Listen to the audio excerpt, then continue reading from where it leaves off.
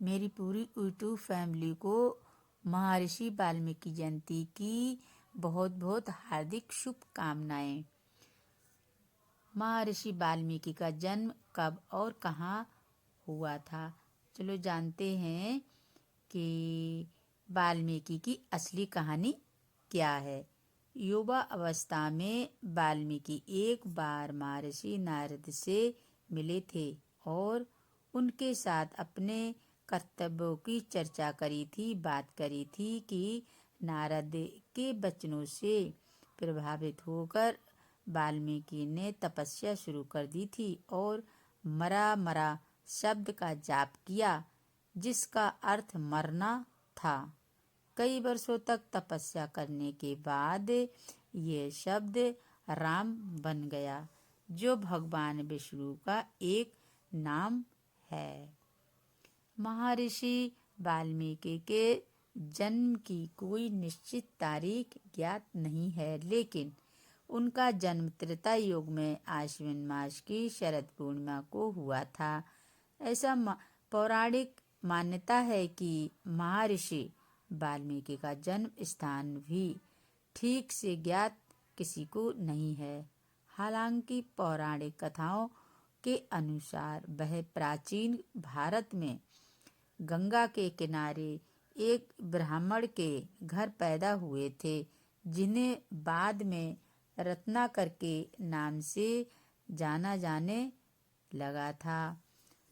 ये भी माना जाता है कि उन्होंने बहुत कठिन तपस्या की थी, जिसके बाद दीमक ने उनके शरीर पर बॉम्बे टीले बना दिए थे और इसी कारण उन्हें वाल्मीकि नाम मिला था। वाल्मीकि का अर्थ क्या होता है? चलो जानते हैं कि वाल्मीकि जयंती का अर्थ क्या है।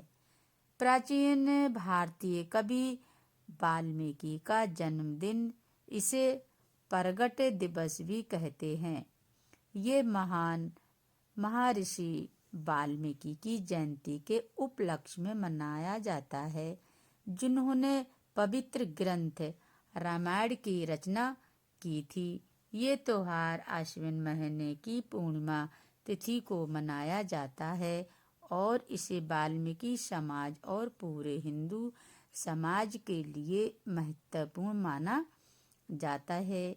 वाल्मीकि जयंती का महत्व क्या होता है? चलो जान लेते हैं कि रामायण के रचयिता महर्षि वाल्मीकि को आदि कवि और संस्कृत भाषा के पहले कवि के रूप में जाना जाता है।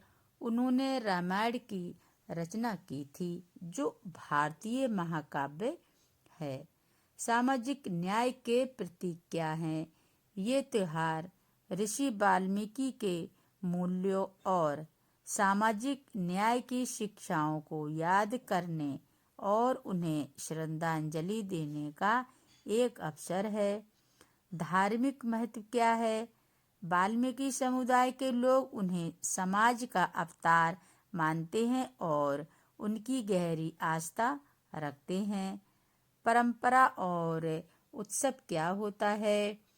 इस दिन शोभा यात्रा निकाली जाती है, जिसमें भक्ति गीत गाए जाते हैं और मंदिरों को फूलों से सजाया जाता है और रामायण के श्लोकों का पाठ भी किया जाता है, भजन भी